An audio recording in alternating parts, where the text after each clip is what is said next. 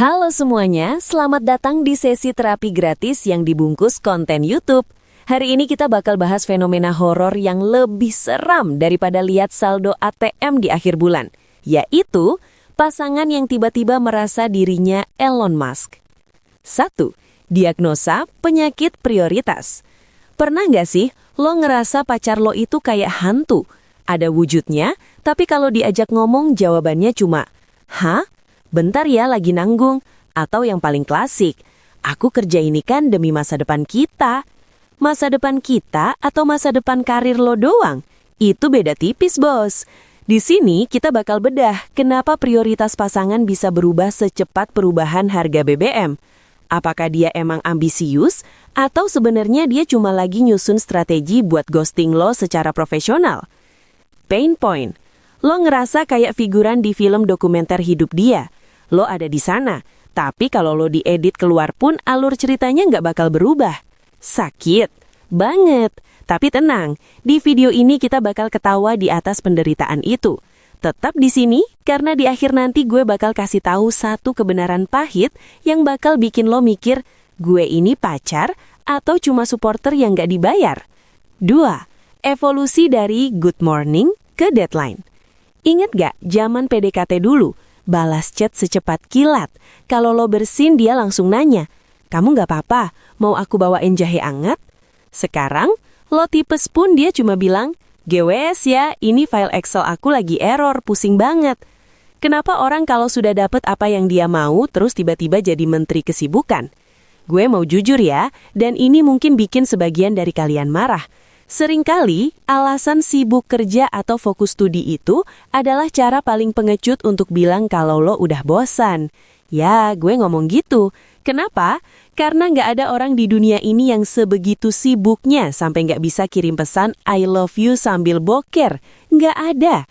Kalau dia punya waktu buat update LinkedIn atau baca thread Twitter soal drama artis, tapi nggak punya waktu buat nanya hari lo gimana, itu bukan masalah prioritas kerja. Itu masalah lo udah nggak menarik lagi dibanding promosi jabatan dia. Bayangin ya, lo kencan sama orang yang otaknya cuma isi KPI. Lo nanya, "Sayang, kita kapan jalan-jalan?" Dia jawab, "Bisa kita reschedule ke Q3 ya? Soalnya Q2 ini aku lagi fokus branding diri sebagai jomblo berkualitas di kantor." Lah, atau yang lagi ambis kuliah, buku diktat udah kayak kitab suci, tapi chat lo cuma di-read doang. Lo ngerasa saingan lo bukan orang ketiga, tapi skripsi bab 4. Lo mau marah tapi takut dibilang gak suportif. Mau diem tapi dada sesek kayak pakai korset kekecilan. 3. Jebakan supportive partner versus keset kaki. Nah, ini dia poin krusial. Kita sering banget dijebak pakai kalimat, "Kamu harusnya dukung aku dong. Ini kan buat masa depan." Ini adalah manipulasi paling halus dalam sejarah hubungan. Kita dipaksa jadi pemandu sorak yang harus selalu tepuk tangan meskipun kita sendiri lagi kelaparan kasih sayang. Gini ya, dukungan itu dua arah.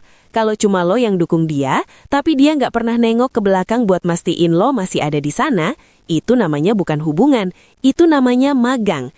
Dan sialnya, lo magang nggak dapat sertifikat, nggak dapat gaji, cuma dapat capek hati doang. Banyak orang yang saking ambisiusnya, mereka lupa kalau pasangan itu manusia, bukan gadget yang bisa di-charge kalau lagi butuh doang. Ada nih tipikal pasangan yang kalau kita komplain dikit langsung bilang, "Aku lagi berjuang tahu." Iya, berjuang buat diri lo sendiri. Gue di sini lagi berjuang nahan emosi biar nggak bakar meja kerja lo. Pernah nggak lo ngerasa harus bikin janji temu lewat Google Calendar cuma buat ngajak dia makan seblak? Maaf ya, tanggal 15 aku ada meeting sama ambisi aku. Gimana kalau tanggal 30 pas aku lagi burnout baru kita ketemu? Gila, lo pacar atau asisten pribadi tanpa gaji? 1. Kenapa lo masih bertahan? Kenyataan pahit. Sekarang pertanyaannya, kenapa lo masih di situ? Kenapa lo masih nungguin chat dari orang yang bahkan lupa kalau lo ada? Mungkin karena lo takut dibilang egois. Masa aku ninggalin dia pas dia lagi berjuang? Dengerin baik-baik, ada bedanya antara orang yang berjuang sama orang yang memanfaatkan kesabaran lo. Kadang-kadang, pasangan lo sengaja bikin dirinya sibuk supaya lo pelan-pelan menjauh. Itu namanya slow ghosting. Mereka pengecut buat mutusin, jadi mereka bikin lo merasa nggak diprioritaskan sampai akhirnya lo yang capek sendiri dan minta putus. Dengan begitu, dia tetap kelihatan bersih dan lo yang jadi si nggak sabaran. Cerdas ya, licik sih lebih tepatnya. Atau jangan-jangan lo bertahan karena lo udah investasi banyak. Udah nemenin dari zaman dia masih pakai motor butut sampai sekarang udah bisa beli kopi mahal tiap pagi. Lo ngerasa kayak pemegang saham yang takut rulpul. Gue udah nemenin dia dari nol. Masa pas udah jadi satu malah orang lain yang dapet? Sayangnya, hubungan bukan saham kawan. Di hubungan, lo bisa holding selamanya tapi tetap nggak dapat dividen kasih sayang. Yang lo dapet cuma vertigo doang. 2. Solusi atau selesai. Terus gimana solusinya? Apakah lo harus ikutan ambis juga supaya dia ngerasa tersaingi? Atau lo harus pura-pura hilang supaya dia nyariin? Saran gue, ngomong, tapi jangan pakai nada melas. Ngomong dengan tegas. Bos, gue ini pasangan lo, bukan pajangan meja. Kalau prioritas lo cuma kerjaan, ya udah pacaran aja sama laptop lo. Minimal laptop lo nggak butuh perhatian, cuma butuh listrik. Gue mau tanya di kolom komentar, apa hal paling gila yang pernah dilakuin pasangan lo atas nama kesibukan? Atau ada nggak dari kalian yang merasa emang lebih penting karir daripada pacar? Mari kita berantem secara sehat di bawah ya. Ingat, masa depan itu penting. Tapi kalau di masa depan itu nggak ada orang yang benar-benar sayang sama lo, karena lo udah usir lewat ketidakpedulian, ya buat apa?